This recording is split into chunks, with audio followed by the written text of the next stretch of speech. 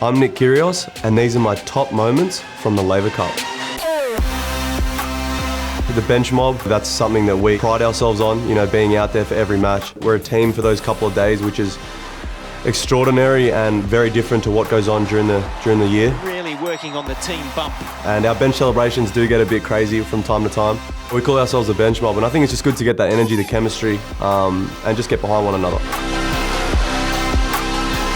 The first points ever for Team World, they were a great memory, and to do it with probably my best friend on tour was a special moment. What a strike from Kyrgios! No easy opponents as well, Nadal and Berdych, and it was good to get Team World their first points.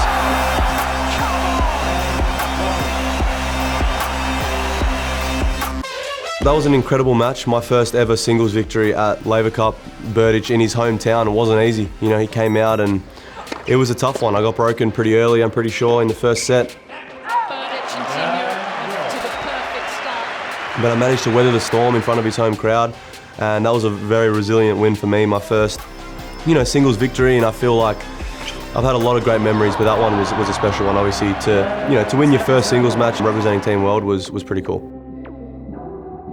That deciding match against Federer, that was a match to this day that people talk about to me, and it was a monumental match, and I feel like that really set the tone for any Laver Cup that goes ahead with or without me or with or without Roger for the many years to come. That the energy, the intensity, many questions were, do they take this event seriously? That for me was the definition of what the Laver Cup meant. To someone like Roger who has so many accolades, has nothing else to prove in the sport, and he's taking a match that seriously at the Laver Cup first year round. Kyrgios takes the opening set over Federer. And obviously having a match point that match and not taking it was grueling.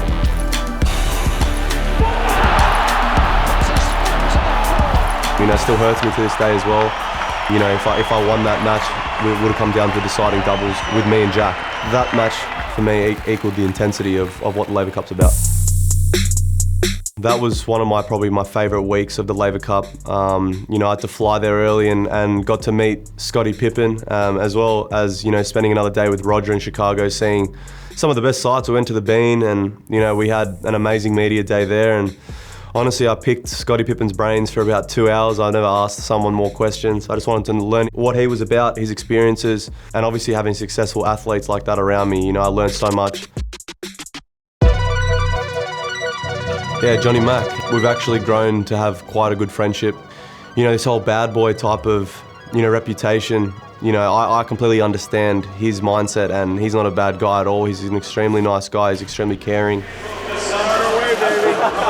Federer was having his way with me again in Chicago, and, it was a bad line call, and that's what people wanted to see was Kyrgios and McEnroe firing ammunition at the umpire. That was something that people dreamt of. He caught it before Roger hit it? Yes, that's for sure. You are delusional. One chance is he going to get that return? There was a small chance. One chance? Small chance.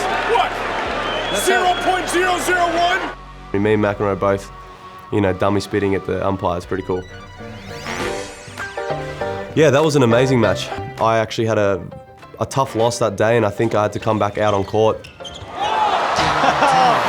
It's showtime! Jack elevated my energy from the get-go, and Goffin and Dimitrov, two very, very good players, and I thought that me and Jack's energy kind of got us over the line again. It's actually funny, most people don't know about this. I actually forgot the score. If you watch the highlights, we won the match, and Jack's celebrating, and I didn't know that we won the match. And I actually tell him as I'm hugging him, we won? And he's like, yeah, we just won. I was like, not many people know that, but that was a memory that I won't forget. Yeah, it's tough. The locker rooms are next to each other, and after Team Europe have won the last couple of years, you hear them celebrating, and I didn't want to have a bar of it, so I just went in there and kind of crashed it, and then Team World kind of crashed their party in general. But yeah, hopefully the roles can be reversed this year. No one really wants to play Roger in his hometown, his backyard in Geneva, and obviously we're discussing who wants to go out there against Roger and try and to nullify the crowd, and no one kind of put their hand up, and everyone kind of looked at me. And I kind of felt like I was thrown under the bus for Team World. I got announced, I walked out there, and it was quite noisy, and then when Roger got announced out there in his backyard, I'd never been so intimidated in my life. I had goosebumps, the stadium was rumbling, and I don't think 1% of people were going for me in that stadium apart from my dad. That was a special moment for me in my career. You know, a kid from Canberra, Australia, representing the world against the greatest of all time. It gives me chills thinking about it.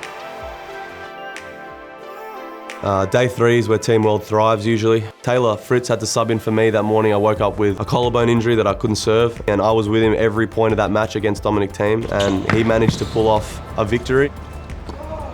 And Fritz puts Team World on the brink of victory. They are one win away. He'll tell you to this day he couldn't do it without my coaching. You know, it was a team. Honestly, it was a team effort. He came to the bench numerous amount of times, you know, asking for tactics. His slider is much lower than Tsitsipas's, so I have to kind of get used to chipping. Bro, you just returned a joke. You barely missed a return. Yeah, my if you return, you don't have to lower. return much better than that, bro. Keep asking the question. I wanted to be right in his ear the whole time. Obviously, I wanted to be out there, and to share that moment with him was special.